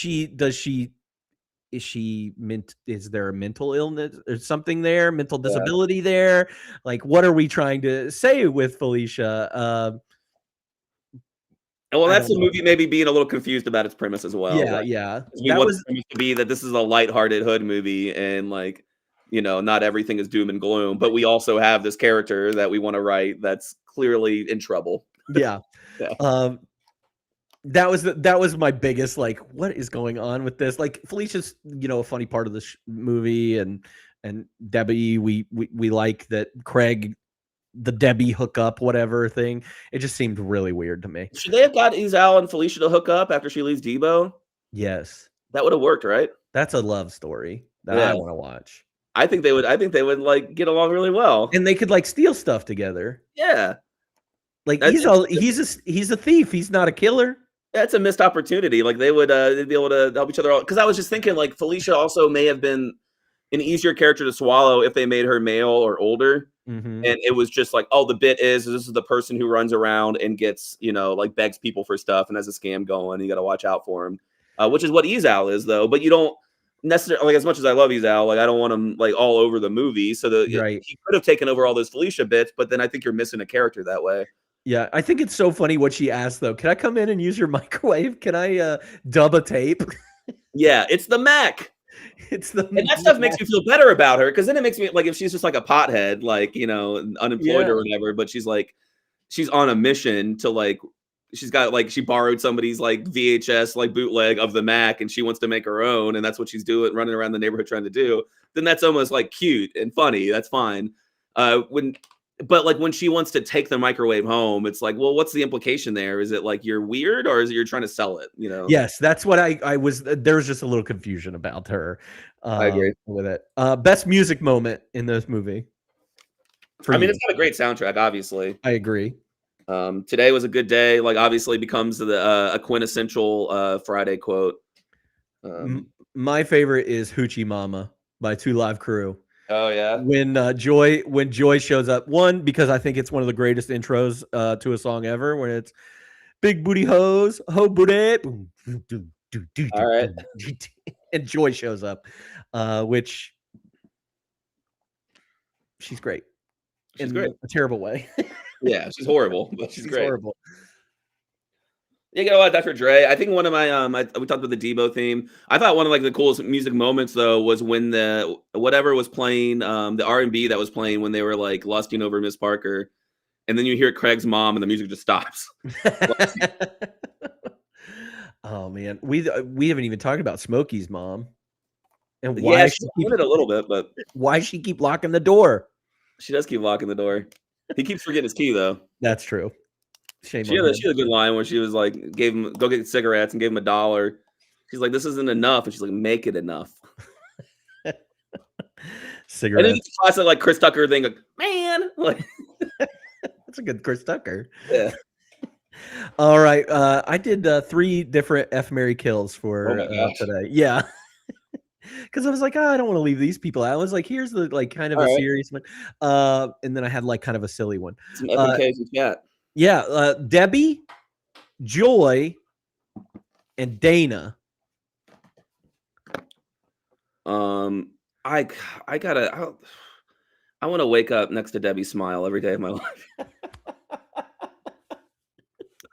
So I gotta marry her, Yeah, fuck Dana, and kill Joy.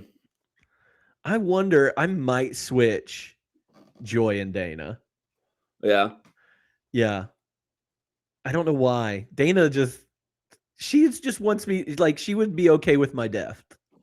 Yeah, I Essentially. guess. Like, I don't think she's that evil. I think Craig's deserved that over the course of his life. Probably. You know, I that's mean, it's a big sister thing. I thought she was really like really kind to her friends. Like she was very warm when they showed up or whatever.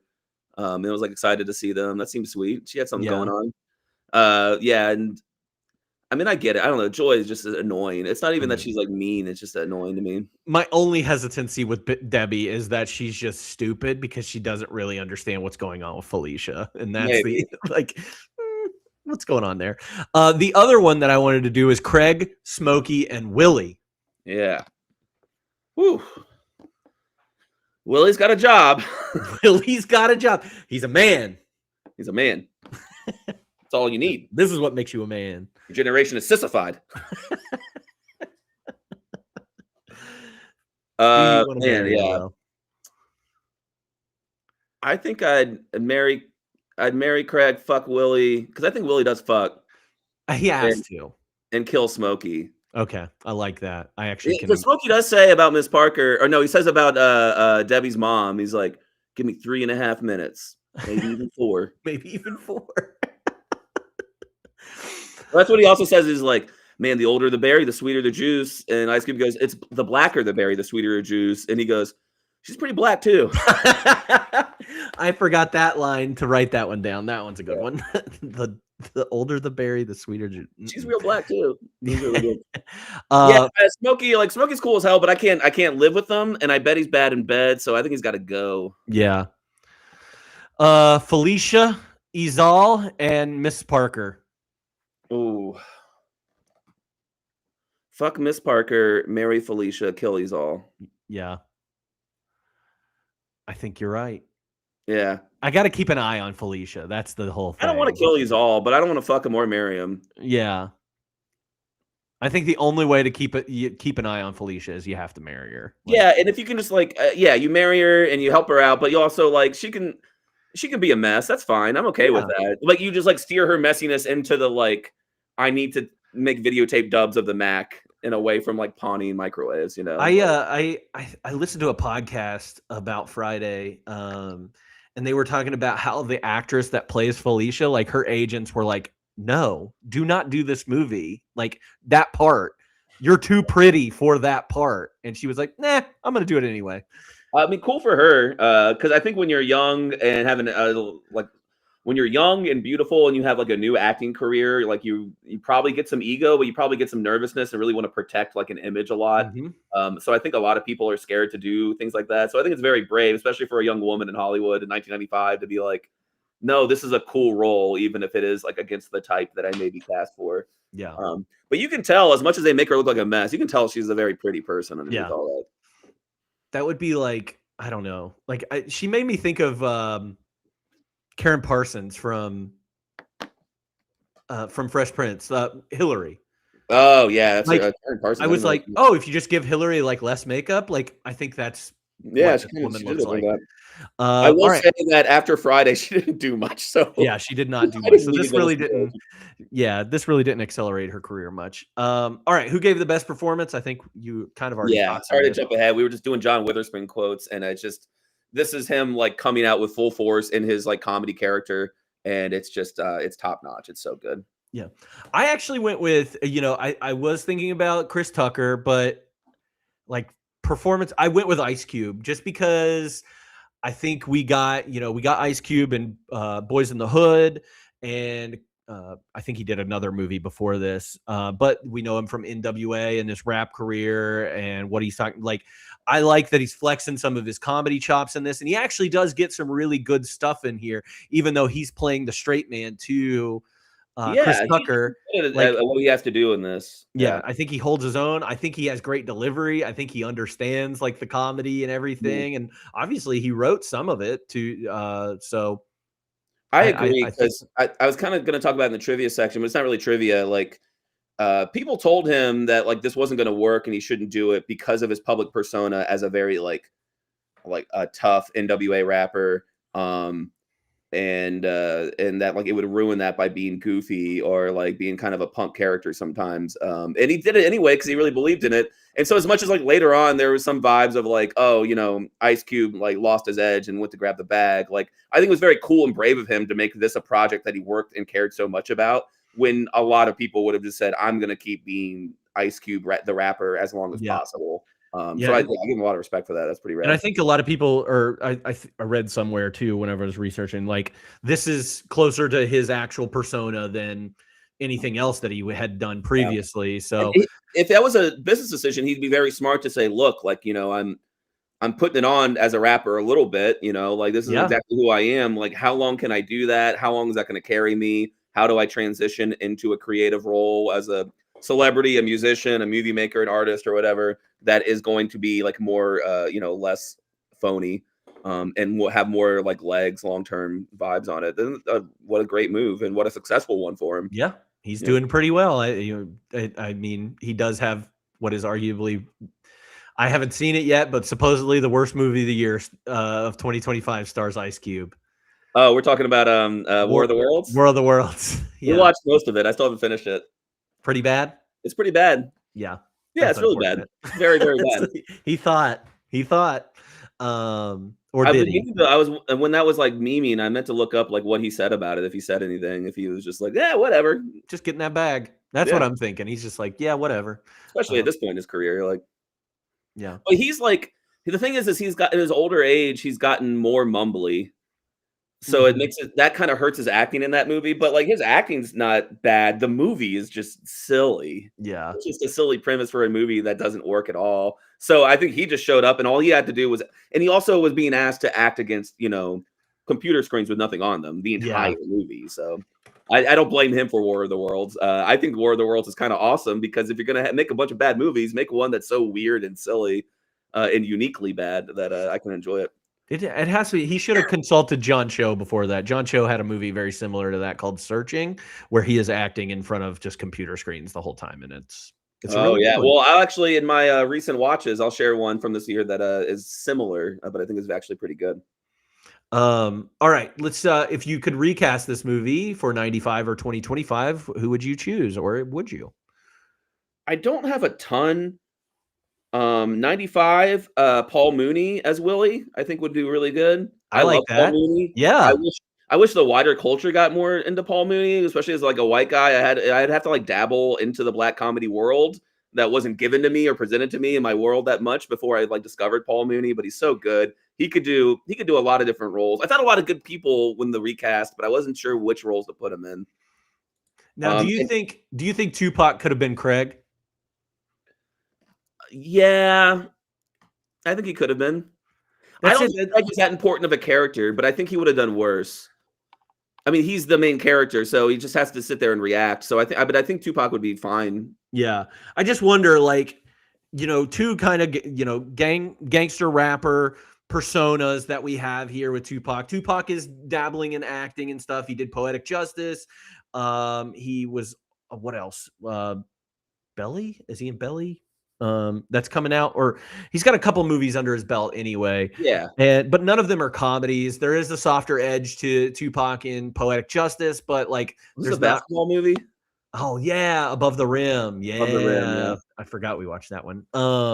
But yeah, again, like very like hard characters that He was a pretty good portraying. actor, but like he did play like gangsters. The thing about Craig in this movie is like Ice Cube brings a look that we're all familiar with from NWA, Mhm. and he's got that perfect furrowed brow that he looks big, he looks tough, but he also in this movie he's wearing like clothes I felt like Ice Cube wore every day, but that's an iconic fit. Like Craig's Yeah. fit in this movie and Smokey's become iconic in culture, right?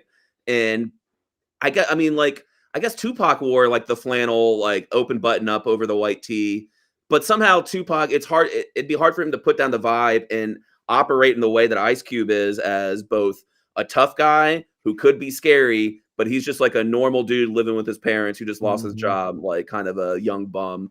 That would be a little harder for Tupac to pull off like Ice Cube did. But Tupac is as good an actor as Ice Cube. Easy. Yeah. You know?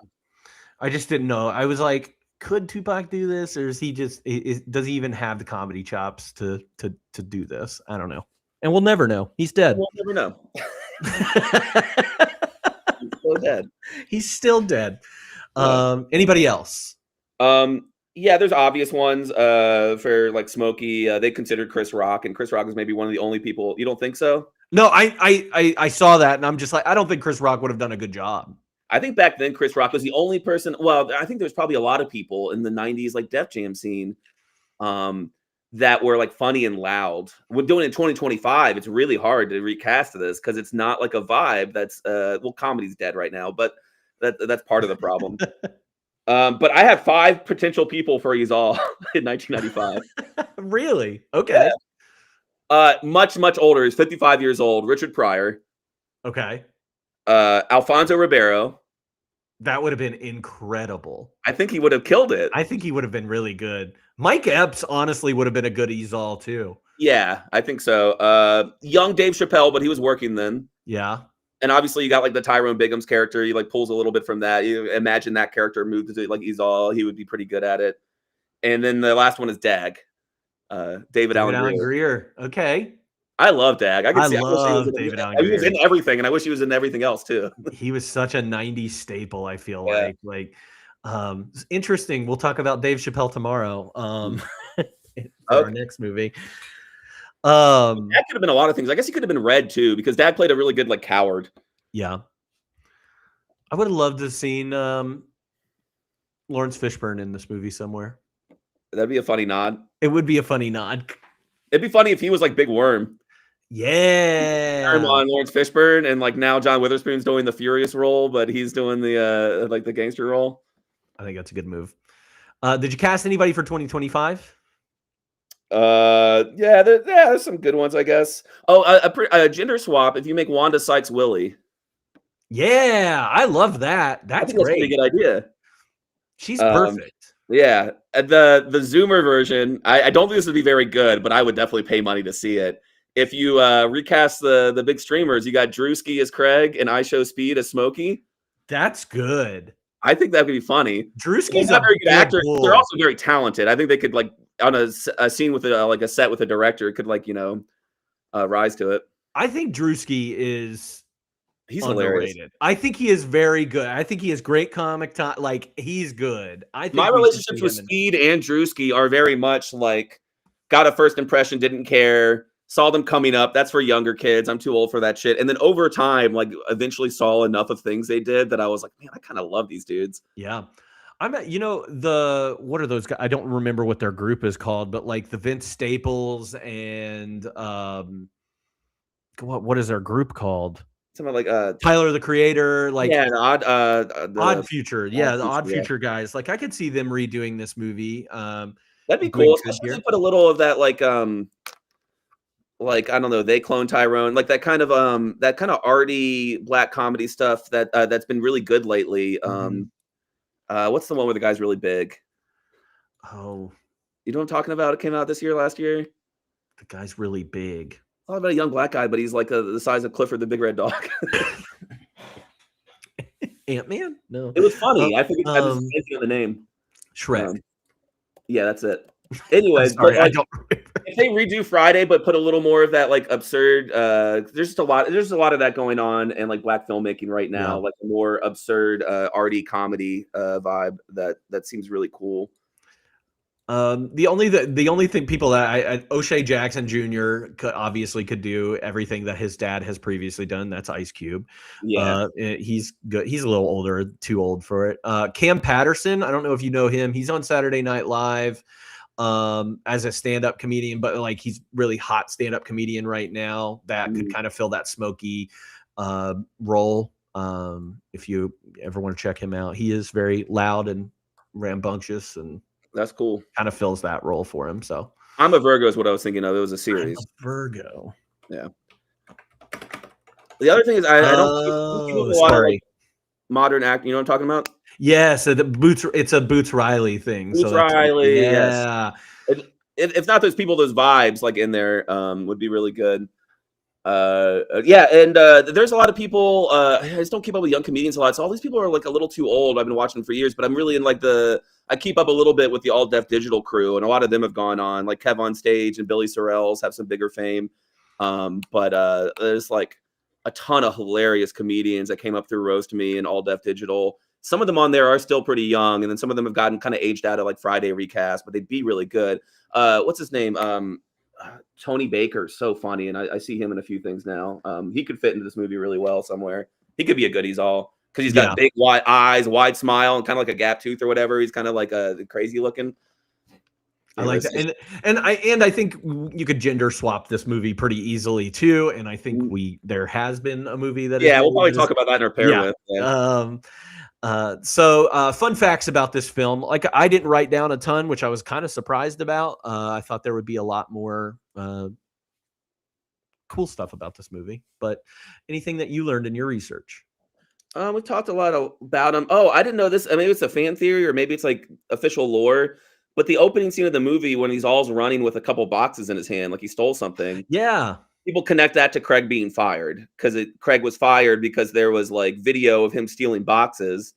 And he never says I didn't do it, but he says there's no video of me doing that. And then somebody, Red shows up, was like, we saw the video. It kind of looked like you from the back of the head. But at the beginning of the movie, he's all running away like he stole a couple boxes. And so he's the one that got him fired. Yeah, I saw that. And I was like, yeah, that's fine. I mean, I'm glad that we don't have it. And also, it's just boxes. Get over it. Yeah, I don't know. Yeah, you're looking at UPS, like boxes go missing all the time. What else? Oh, I do like this. There's a Debo reference in Not Like Us, which I just think shows that it has this kind of cultural staying power.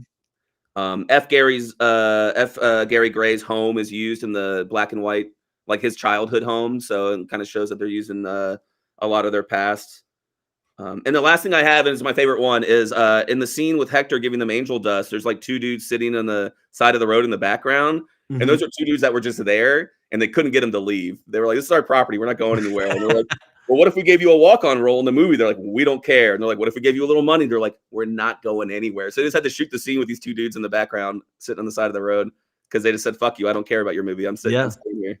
Yeah, they shot this on 126th Street in Normandy in South Central. And that was a Crips area. And so everybody that was shooting could not wear any red bandanas because of the Bloods. Or red clothing, I think. That's what I read. Red clothing, anything at all, so that they could avoid that kind of stuff. The only other thing I saw was that people saw the character of Miss Parker, Kathleen Bradley. She was a former Barker Beauty from The Price is Right. Oh, yeah. And that's why she was cast, is because they were like, that woman, I want her on here. There's a quote like from Ice Cube being like, her, that's who I want. Yes. And I mean, she's meant to be like an older woman. She's 43, so she's not that old. But I mean, Craig and Smokey are like 20, you know. So. Yeah. Anything else?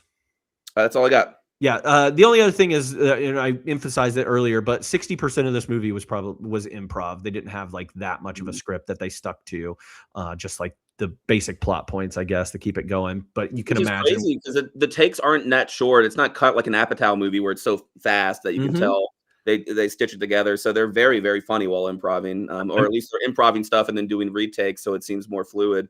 And for a movie that's mostly improv, it feels very tightly written instead, which is cool. Yeah. It had to be just John Witherspoon and Chris Tucker just going off. I think that's a lot of it. Yeah. Yeah. I couldn't do it with John Witherspoon. I think I could. I mean, Chris Tucker's pretty funny, but some of the stuff John Witherspoon says and the speed at which he says it, to not crack a smile. Yeah, to not like laugh at him just immediately. He finds words and constructions and sentences. It's so good. Hogmaw, just like I don't know why. I know it's a real thing, but like the way he says Hogmaw, I lost it. And like I said, I really wish I'm obviously not going to like do an impression. I couldn't, and it would be bad. But like. It's just I wish somebody had written down like the whole paragraphs of things he says because you can't even keep up with it all. Yeah, he's so funny. All right, like a fine wine and dish. If you could pair this movie with another movie for a double feature, what would you choose? We talked about a lot like of the kind of hood comedies and dramas of the day, so that's pretty obvious. House Party 3 had come out, so those were like mostly black cast comedies that had been coming out for a while. Much sillier, much more like Fast Times kind of vibes. Mm-hmm. Or not Fast Times, like High School High, like the very High School High, kind of stuff. Yeah. And then we have like kind of like white people versions later on and before. You have Clerks, Superbad makes sense. That's on my list. Yep. And Booksmart makes sense for that reason. Pineapple Express I had on my list too. Yeah, and they take place in short periods of time with lots of hilarity. And the two, I think you're going to talk about the other one, but I'll say watching Sean Baker films after a Nora one, Tangerine. Tangerine's so Tangerine good. takes place over the course of a day, and it's about two trans women. It's a lot more dramatic, but it's also very funny, and they're trying to get like their money together and get like crazy drama fixed by the end of the day on a deadline. And it's a really good movie. Obviously not very Friday-like, except that it deals with poverty, poor neighborhoods. A lot of people of color, stuff like that, but and taking place in the same day. Two friends. Yeah. And it's a Christmas movie. So if you were looking for a movie around the holidays, Tangerine's a good one. I love Tangerine. That was a big surprise to me. When I watched it. Of course, probably the one that you're mentioning is the movie that came out this year starring Keke Palmer and SZA called One of Them Days.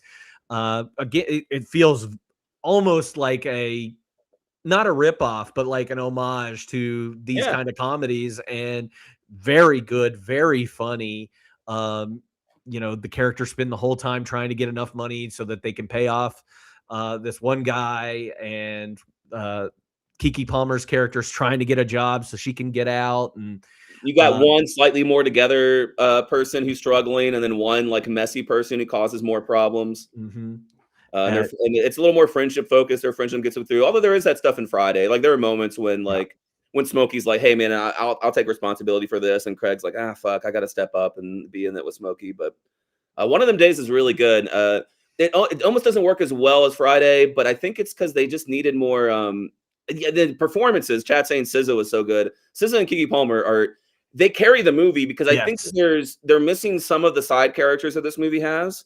And I think they're missing jokes that would be funny if we wrote them as quotes. Yeah. And I think that movie was missing those things, but it ended up being so hilarious because of the deliveries of the lines, the performances, the situations, the entire vibe. Like One of Them Days was way better than I expected. It was really great. Yeah, it's one of my favorite movies of 2025. Like, again, just a really surprise in a time when we don't get comedies. We talk about comedy being dead, and that's one of the rare cases where it's not dead and we get something really fun, maybe not original, but kind of what we're looking for. I agree. It was very welcome. Yeah. So if they make more movies of that, I'm completely fine with that. Let's get Keke Palmer. I love Keke Palmer. I love SZA. I love SZA for her music, but she was so good in that. She was so good that she had no right to be that good. I hate when non-actors get into movies, athletes and singers or whatever. They end up being good. They did really good. I'm like, yeah, but they do as good as an actor. I mean, they did really good for somebody who's supposed to be bad at this. That doesn't get out of my movie is usually how I feel. Yeah. This is very welcome in any movie she wants to be in.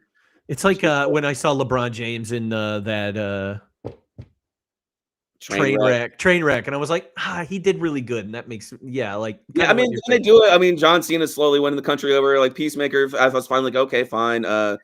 And Bautista, I think Dave Bautista is pretty great. I like him a lot. Yeah, I think right now he is the best out of all of them. Yeah.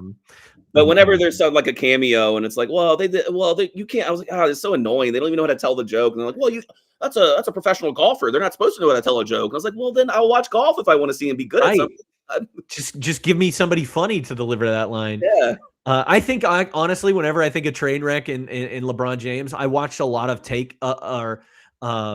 takes from that movie of Judd Apatow coaching LeBron and trying to tell him like how to deliver things funnier or do things like. I think I laughed more at that than I did his actual performance. Oh yeah. So. What's funny is that movie has a bunch of little like takes, like Ray Romano's an actor, but like Eminem's so funny when he shows up and does stuff like that. So there's like a lot of celebrity one-offs that actually work, and then LeBron doesn't. Yeah. All right. On a scale of 1 to 5, how likely are you to rewatch this movie? 5 out of 5. Yeah, I think I put 4, 5, whatever. It's all. You throw me off when you say how likely are you going to rewatch this movie, and I think of it more as rewatchability. Yeah. And so 5 out of 5 rewatchability. I've got a list of 1,000 movies I'm trying to watch. So I don't know that I will anytime soon, but this movie's definitely rewatchable. More recently, putting the old stuff on with my girlfriend, or I have friends that want to put movies on or whatever, and somebody's like, "Hey, let's put Friday on." I'm like, "Let's do it. This is amazing." Hell yeah. I agree. If you could rate this film 1 to 5 stars not on rewatchability, just on how good it is, what would you give it? I think I'd give it 4.5 stars. Wow. I think I'd give it that high. I think the movie, we can nitpick, and there's nitpicking to be done. This movie is so fluid, it's so seamless. Even the sloppiness works on theme with the movie. Like it's as much a feature as it is a bug. It's fresh in 1995. It's fresh in 2025. Like this is a classic film in my opinion. Yeah, I give it a 3. And that's not a bad thing, because I do think that, I was laughing out loud for 3/4 of this movie, and I again mentioned like how it's a little sloppy in parts, and there's some things that you could obviously tighten up, but it's a good movie. It's a solid movie, and it probably goes that I saw this movie like a year ago or 2 years ago. That's the first time I'd ever seen it, and getting it then like. That's probably why I'm a little bit lower. When I first watched the movie, I gave it a slightly higher score, and then kind of nitpicking and finding those things this time around. I think that's what I landed on. Yeah. No, I think that's completely fair too. I'm looking at like, I just Googled like best comedies of the 1990s, and there's so many good movies here, but like, I like what would I put above Friday? Maybe Dumb and Dumber. I mean, there are movies I may love more. Oh, like, yeah. Tommy Boy a lot, but like movies that I think are just great timeless comedies and from the 1990s that I would put above Friday, and I'm not seeing a ton here to talk about. Office Space. Yeah, there's a lot of things that are funny that like I would put Friday above a lot of that. Like I'd put Friday above a Happy Gilmore, or I'd put Friday above Tommy Boy. And it may not be personal love as much as like this is just a timeless comedy. So like the movie we're going to talk about, I think tomorrow, like would be in competition. But I could argue either way and say Friday would beat it.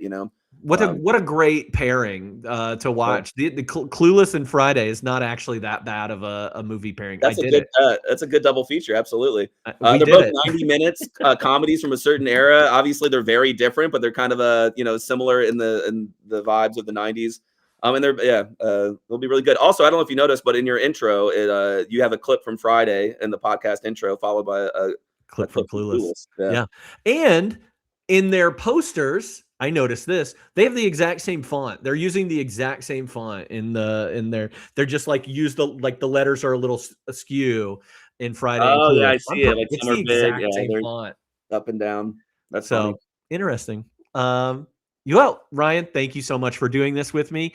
Again, before we wrap up, you watch anything over the last couple weeks that really stuck out to you? I watched one thing, so I'll keep it quick because I've been watching a lot. I've actually made a probably too exhaustive list of 2025 movies, and because I made it a lot via like the calendar, I've kind of like watched the first quarter of 2025 and like moving into the rest of it, which isn't the best time of year for movies. So a lot of them are mid or somewhat interesting, but. Good ones include, honestly, no amazing movies in the first quarter. Maybe Black Bag, but Black Bag. I really liked Black Bag. Yeah, I wrote a list for Clueless tomorrow. I put Black Bag on there, but Companion I enjoyed, which is like a long Black Mirror episode meets like Saltburn. Pretty good. Did you like Saltburn? I still haven't seen it really. I just kind of know it. I had some friends who were really annoying about it when it came out, and so I was like, I'll get to it, and then I haven't yet. But it's still like on my list of things to watch one day. It is such a divisive movie that I really enjoyed, but like people on the internet did not like it as much as I get that it's kind of like hipster party porn a little bit. Yeah. And I get that that's annoying, but I think that I like when shitty movies are elevated by style, because then I like that doesn't have to be an amazing movie. I just like my movies to like be thoughtfully made. I don't need them all to be like devastatingly amazing, but that confuses people when it's like just like Companion maybe a little bit is like it is just a Black Mirror episode. It doesn't have to be the best movie ever made, but it's like what if a Black Mirror episode had a better budget and was an hour and a half? Well, you know, like it's pretty good. The movie I was talking about earlier, not a perfect movie, but pretty worth watching, was Locked. Locked. I don't have that one. So the premise of Locked is like this down and out like deadbeat dad, like small time criminal, has like a daily to get his car back from the shop, has to find money that day to pick up his little girl. So he starts like kind of breaking into cars, and he finds a weird, crazy looking SUV, and the door is unlocked. So he gets in to like rifle through it, and then the doors lock on him. And Anthony Hopkins' voice comes through the car, and he just like psychologically tortures him for 90 minutes because he can't get out of this like bulletproof like glass car that has the ability to shock him. So it's just Anthony Hopkins like talking through the radio until like the third act when they meet. It's not great, but it's really fun to watch in like a booth kind of way, you know? Okay. And you get like Anthony Hopkins being a complete sociopath, but like a very classy one. And so he's just trolling him like, what's the deal with your life? Are you worth anything? Are you good for anybody? And then the guy is Bill Skarsgård, I think. Yeah. And and so he's like, well, fuck you. What are you doing? You're capturing people in your car, you psychopath. And I enjoyed it. It's not great, but I really liked it. Well, I mean, if you talk about early 2025 movies, there was a horror movie that came out around Valentine's Day, along with Companion, kind of fitting into that same moment. But Hard Eyes. I watched Hard Eyes. Did you? I loved Hard Eyes. I liked it more than most of that genre. Like I don't like that genre very much, but I thought Hard Eyes had some fun stuff in it. I thought it was cute. I like all obviously the rom-com stuff and that send-ups that they have in that movie. But yeah, I thought it was like a straight up Valentine's Day horror was like a cool idea. It felt a little fresh. I did enjoy Hard Eyes. I didn't put it on my list. All right, so two movies that are and I feel like let's try to remake Baby Driver. So Torn is pretty good. So Torn. Okay. It was based off it's like a first-time director who had a short film that was like this, but it's basically like a action violent movie, but it's about this girl who young woman who like does embroidery, and her mom's dead, but she's got her mom's cute car and her cute sewing machine and misses her, and she comes across like a crime scene with a bag of money. And it takes her through like 3 scenarios of what she does. But she also does like this like magical, impossible stuff with like needles and thread. Like instead of like actually like picking up a gun and shooting somebody, she like threads needles all around, connects it to the car, and then like pulls it along the road until the gun hits something and shoots someone. It doesn't fully work, but it's pretty fun. Okay. And the other one was Novocaine, which is way better than I thought. Oh yeah. I haven't watched it yet, but I love I like him a lot. You know, he's really good as that character, and Novocaine works. It's worth seeing. Yeah. The only movie that I watched, I've been watching Marvel movies. Black Widow is one that I watched. That thank you for your thoughts and prayers. Your T's and P's. Black Widow. Yeah. Black Widow. I like Black Widow. I think it's a good action movie. It takes away. I mean, it still has its Marvel stuff in it, but Florence Pugh's a great addition. I like Florence Pugh. Like, there's not a lot going on in Marvel right now, but she's very cool in everything she's in. Yeah. And then I watched the new Knives Out movie on Netflix, Wake Up Dead Man, and it's my favorite out of the 3. Oh, that's great. I want to see it. I'm going to see it soon. I like Glass Onion more than the original. I don't like the Knives Out original movie as much as other people do. But I like Glass Onion a lot, and I feel like that one turned some people off. I think the part of Glass Onion that I liked is that they upped the absurdity of their characters. Yeah, it made it sillier. And it made it sillier, and I like that. I think Wake Up Dead Man does the opposite and makes people a little bit more grounded or realistic. Like, these people exist and are like, and I can wrap my head around the characters. I think one of my problems with the original one is that like the rich family are supposed to be exaggerated, but they're both not as evil as they're being told that they are, or as silly as we're being told that they are. And they're trying to do something. He's trying to do something very like specific and very cool with the tone, but it's kind of having to like adjust things and sometimes getting it not quite right. But I like them both, and I'm excited about the new one. I was disappointed that the new one is 2.5 hours long. Like Glass Onion. Glass Onion's too long. It is a little long, but honestly, this movie does not depend on the Benoit Blanc character as much as the other two movies. Solid, secondary character in this. I won't go too much into it.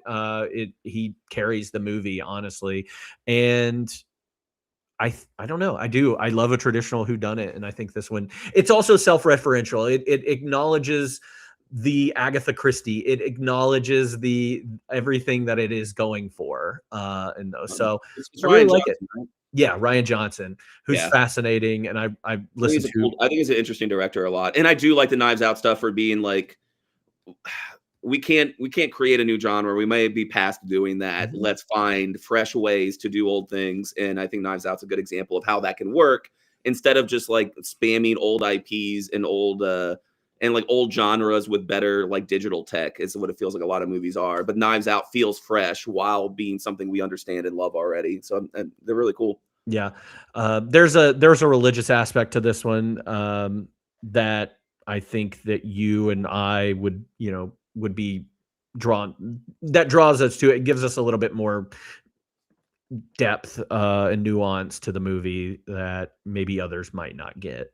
There's a really good interview with Rian Johnson and a podcast that I listen to called The Big Picture, where they're interviewing Rian Johnson. He's talking about growing up religious and all this other stuff. And I was like, now I have an in. But yeah, there's a lot of self-referential stuff in it. It's really great. I suggest everybody watch it. I would love to talk to people about it, but yeah, it's great. I'll be there soon.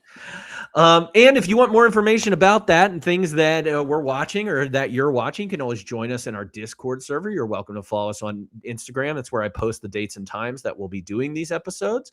Or you can check out my account on Letterboxd and see any of the movies that I'm watching.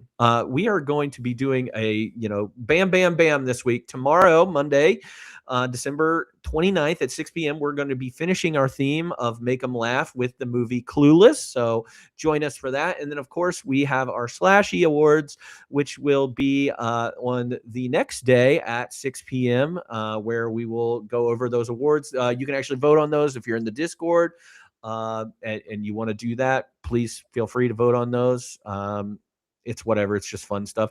And then I'll roll out the new list for 1996 and give you a sneak peek at our new intro video for that, because we're going to do a rapid turnaround and start this year 1952/1996. So that podcast will be on Tuesday, December 30th at 6 p.m. Other than that, thank you all for tuning in. We'll see you next time tomorrow on 52/1995. Hit them with it. Be nice to women. You heard it here first, folks. Yes, chef. Yes, chef.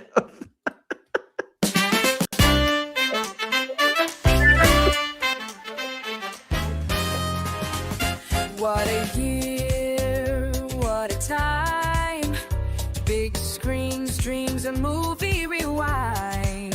From talking toys to heists gone wrong. We're watching it live and singing along.